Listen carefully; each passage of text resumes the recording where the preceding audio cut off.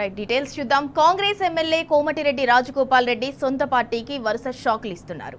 కాంగ్రెస్ పార్టీలో బయటి వ్యక్తుల ఆధిపత్యం పెరుగుతోందని, నిజమైన కార్యకర్తలకు అన్యాయం జరుగుతోందని ఆవేదన వ్యక్తం చేశారు. తెలంగాణ ఉద్యమకారులకు, కాంగ్రెస్ నాయకులకు గౌరవం దక్కాలన్నారు. సీమాంధ్ర పాలకుల మీడియా చెప్పుచేతల్లో తెలంగాణ ప్రభుత్వం నడవొద్దని సూచించారు రాజగోపాల్. తెలంగాణ ఆత్మగౌరవంతోనే మన ప్రజాపాలన సాగాలని, పేదల కోసం పనిచేయాలని, కానీ పెట్టుబడిదారులు, కాంట్రాక్టర్ల కోసం కాదని విమర్శించారు. ఇతర పార్టీల నుంచి వచ్చిన పారాచూట్ లీడర్లు కాంగ్రెస్ కార్యకర్తలను అణిచివేయటం సరికాదని మండిపడ్డారు. నిజమైన కాంగ్రెస్ కార్యకర్తలకు పార్టీలో అన్యాయమే జరుగుతోందని తీవ్ర ఆవేదన వ్యక్తం చేశారు రాజగోపాల్ రెడ్డి. బయట నుంచి వచ్చిన వ్యక్తుల ఆధిపత్యం ఎక్కువై నిజమైన కాంగ్రెస్ పార్టీ నాయకులు, కార్యకర్తలకు అన్యాయం జరుగుతుందనేది నా భావన.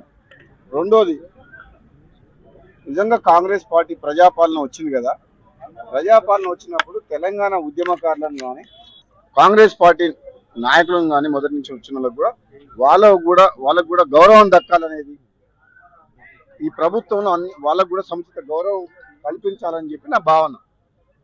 మూడవది, ఇప్పుడు కూడా సీమాంధ్ర పాలకుల, సీమాంధ్ర మీడియా చెప్పు చేతల్లో మన తెలంగాణ కాంగ్రెస్ పార్టీ కానీ, గవర్నమెంట్ కానీ నడపొద్దని. మన తెలంగాణ ఉద్యమం నడిచిందే తెలంగాణ ప్రజల ఆత్మగౌరవం కోసం. సో అదే ఆత్మగౌరవాన్ని నిలుపుకునేలా మన ప్రజాపాలన చేసుకోవాలని, ఆంధ్ర పాలకులకు వాళ్ళ చెప్పు చేతుల్లో మన ప్రభుత్వం ఉండకుండా పేదరికంలో మన ప్రజలకు మనకు సేవ చేయాలి తప్పితే వాళ్ళ పెట్టుబడిదారులకు, కాంట్రాక్టర్ల కోసం ఈ ప్రభుత్వం పనిచేయొద్దనేది నా భావన.